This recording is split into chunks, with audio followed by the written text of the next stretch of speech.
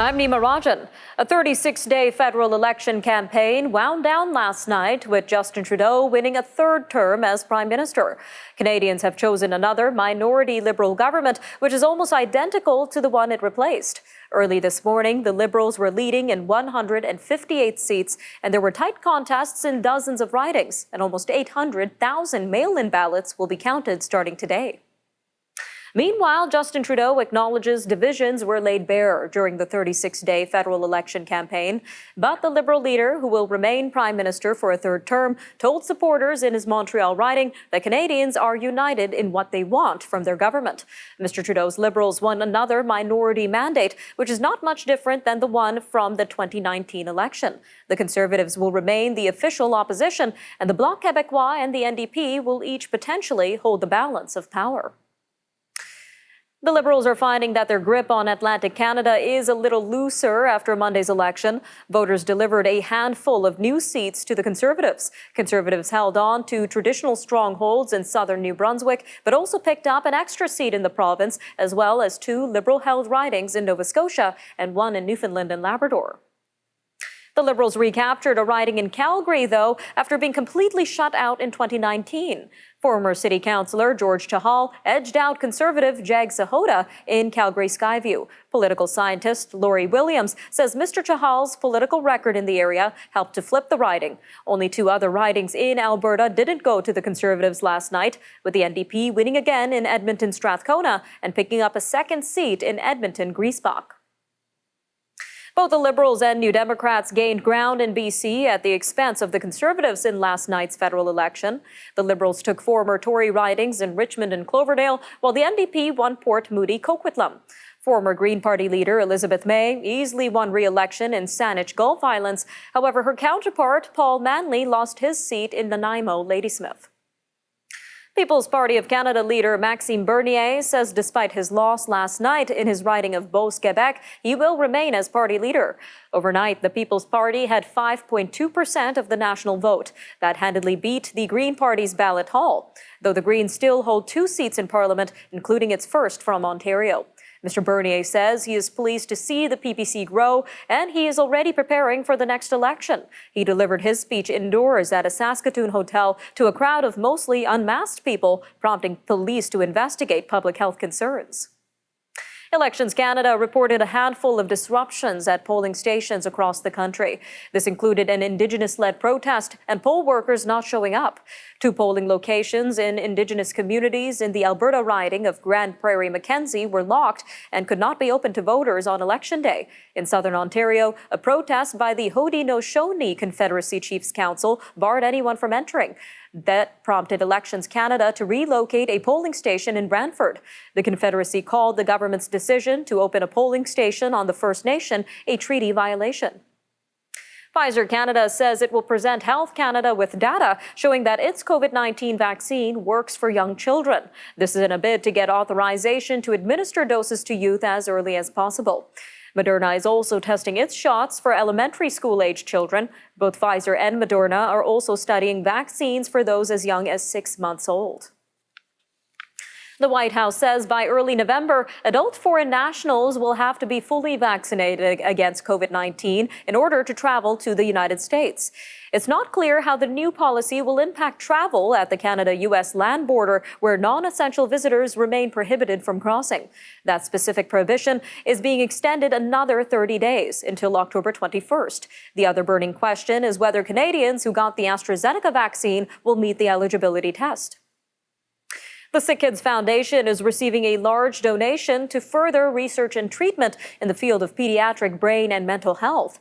The Foundation for the Toronto Hospital for Sick Children says the $50 million gift came from Toronto entrepreneur Gary Hurwitz, and it will support the hospital's centers for brain and mental health and community mental health. The money will also help support new therapies for neuromuscular, neuroinflammatory, and neurodevelopmental diseases. The foundation says the donation is all the more important in light of Sick Kids research on how the COVID-19 pandemic has taken a toll on youth mental health. All right, we'll be right back with a recap of the election after the break. Counterpoint host Tanya Granic Allen will guide us through the main points of last night's conclusion to the federal election and what the results mean. Stay with us. We'll be right back.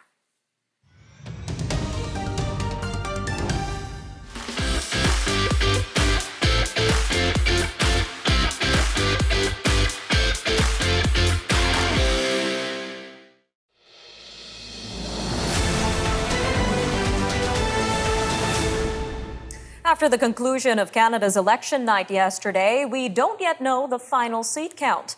But Justin Trudeau will keep his job as Prime Minister, and his Liberal Party will stay in power after winning another minority government in the election. How many MPs he will have in his caucus is still being finalized, but the Conservatives won enough seats to remain the official opposition. The Bloc Québécois and NDP are in third and fourth place, while Green Party leader Nima Rajan did not win her seat. However, her party is sending at least 2 MPs to Ottawa.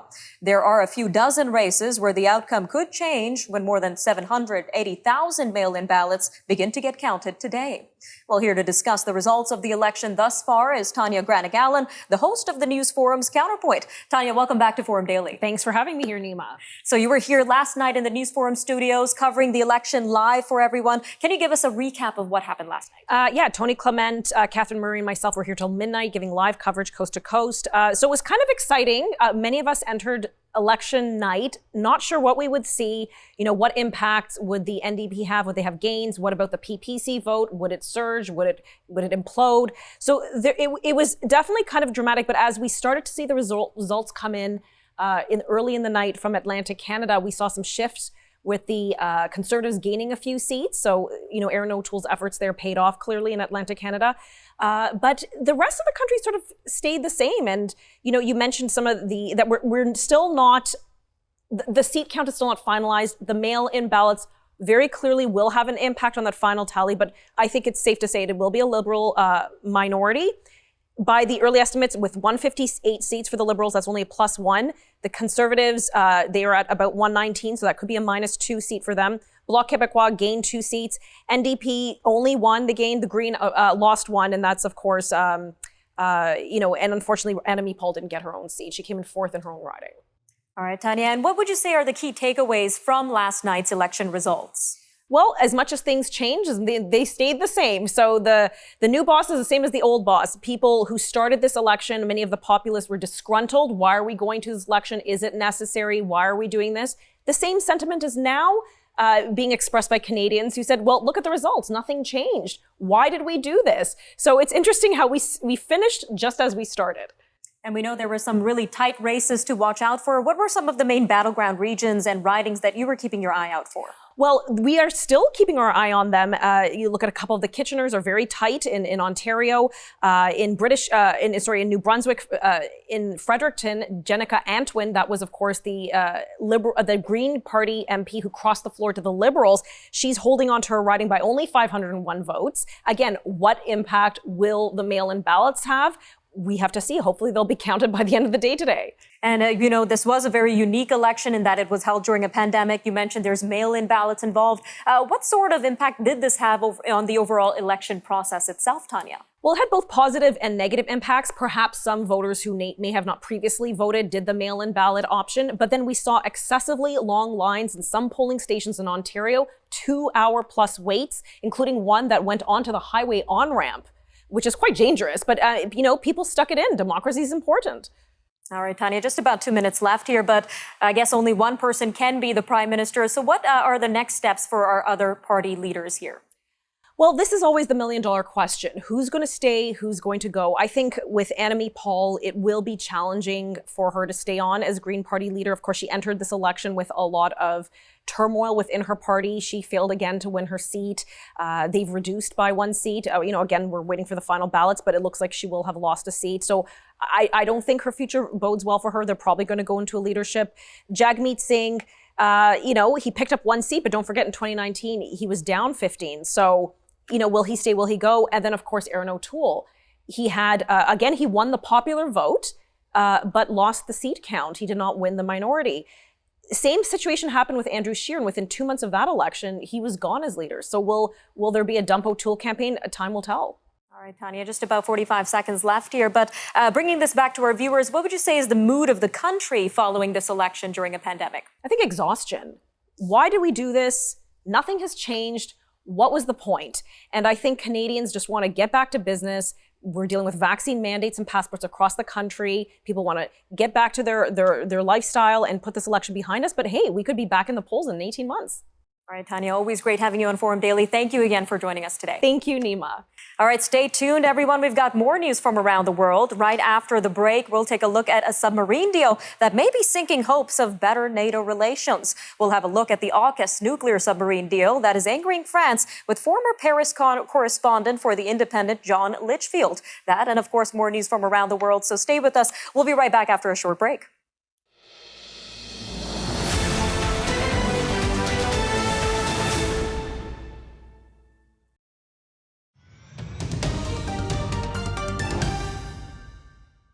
U.S. President Joe Biden's decision to form a strategic Indo-Pacific alliance with Australia and Britain has angered France and the European Union.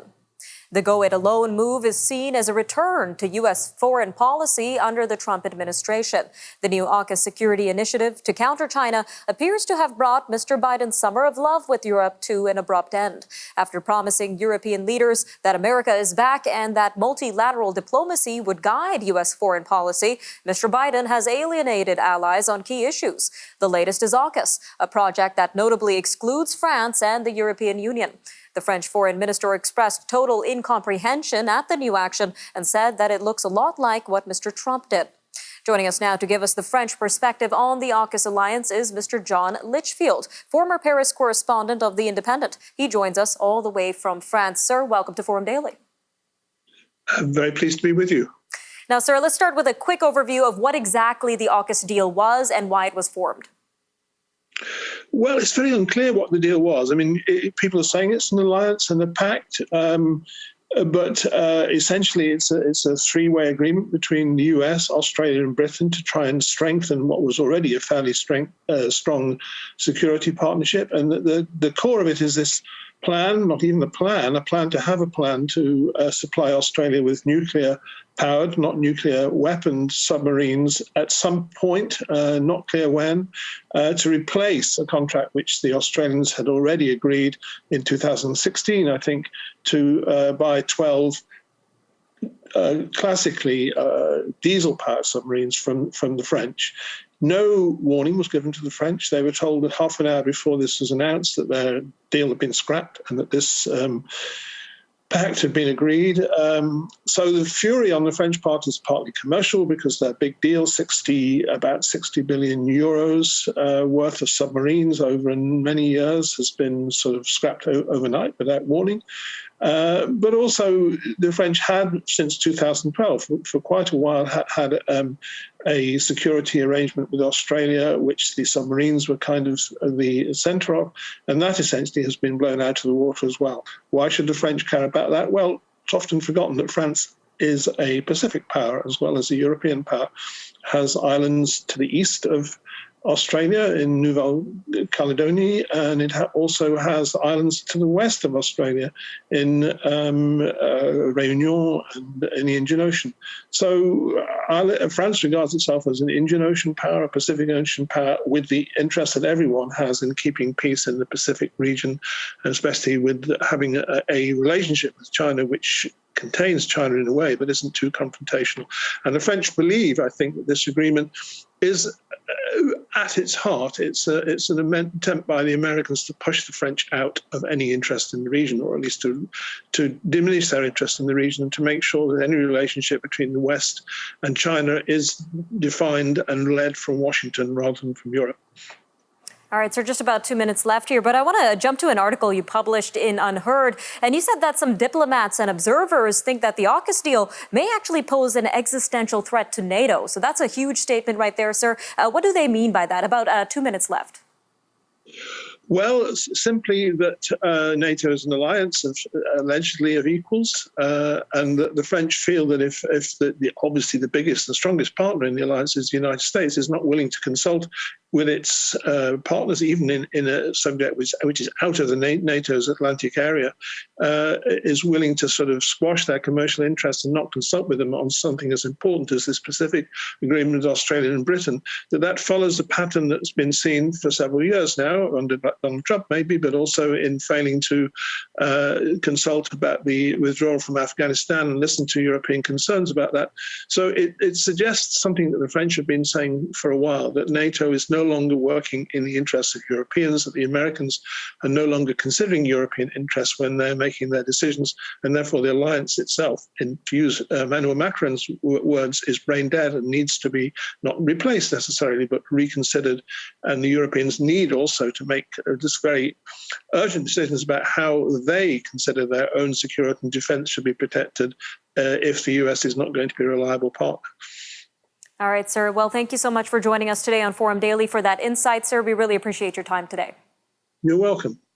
All right, stay with us, everyone. We have news from around the world coming up next. The U.S. Congress is divided over a funding bill that has implications for the debt ceiling. British police charge a third suspect in the 2018 nerve agent attack on a former Russian agent, and Chinese developer Evergrande continues to concern global investors. We'll have these stories and more when we come back from break, so stay with us. We'll be right back.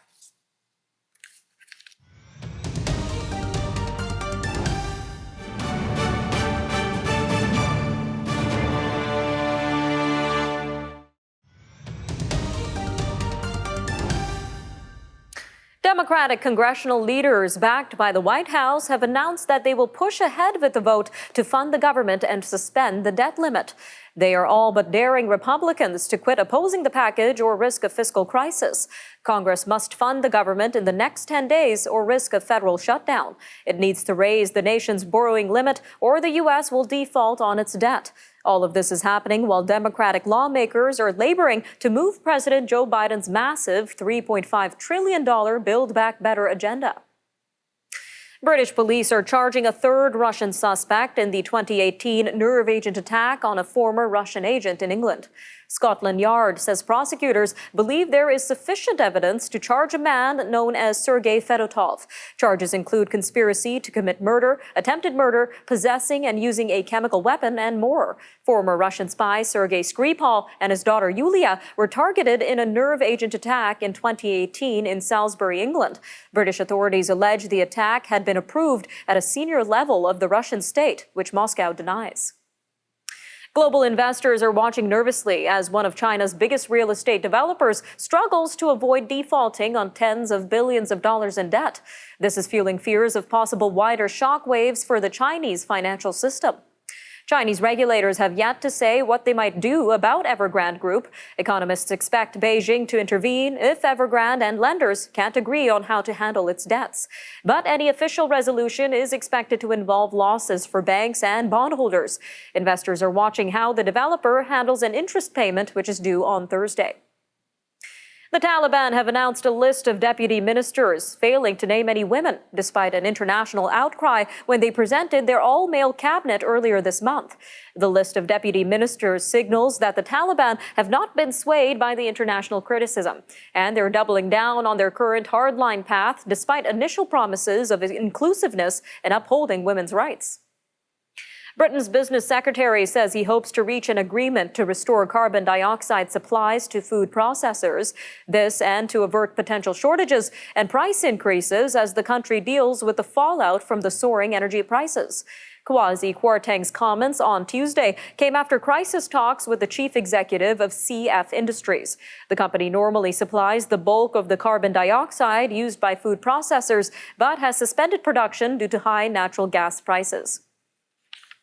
Energy officials from Qatar and Turkey, two long-standing foes of the United Arab Emirates, have descended on Dubai, along with hundreds of other executives. The ministers shared a stage on Tuesday. This was at the largest gas expo in the world and the industry's first in-person conference since the pandemic began. It was the first such visit since the UAE and 3 other Arab states imposed an embargo on Qatar in 2017. Also present was the deputy energy minister from Turkey. He is similarly at odds with the UAE over the Turkish government's support for Islamist groups in the Middle East. Sudanese authorities have reported a coup attempt by a group of soldiers, but said the attempt failed and that the military remains in control. Sudan's state-run television called on the public to counter the attempt, but did not provide further details. A member of the ruling Military-Civilian Council wrote on Facebook that all is under control and called on the Sudanese to protect the transition. A military official said troops from the Armored Corps were behind the attempt and that they tried to take out several government institutions, but were stopped in their tracks. Twitter said on Monday that it will pay $809.5 million to settle a consolidated class action lawsuit. The lawsuit alleges that the company misled investors about how much of its user base was growing and how much users interacted with its platform. The San Francisco company said the proposed settlement, which must still be signed off by a judge, resolves all claims against it without Twitter admitting any wrongdoing. The original lawsuit was filed in 2016 by Twitter investor Doris Shenwick. A ransomware attack by the Black Matter gang has gone after an association of Iowa corn and soy farmers. A person close to the association, called New Cooperative, says the cyber attack forced the group to take its computer systems offline, but it was able to generate workarounds to allow it to receive grain and distribute feed. In a statement, New Cooperative says the attack was successfully contained and it has alerted law enforcement. The cooperative did not say whether it paid ransom to the hackers. In a Nairobi slum named Korogocho, which means crowded shoulder to shoulder in Swahili, a group of women are attending training that they hope might save their lives. Sexual assault can happen to anyone, and the women are determined to fight back. Aged 60 to well over 90, they meet every Thursday afternoon to practice Taekwondo. All right, that'll do it for your look at national and international news for today. Remember, for news on demand, you could always visit our website, thenewsforum.ca, and make sure to follow our social media handles on Facebook, Instagram, and Twitter. I'm Nima Rajan, and this was Forum Daily News. Take care, Canada.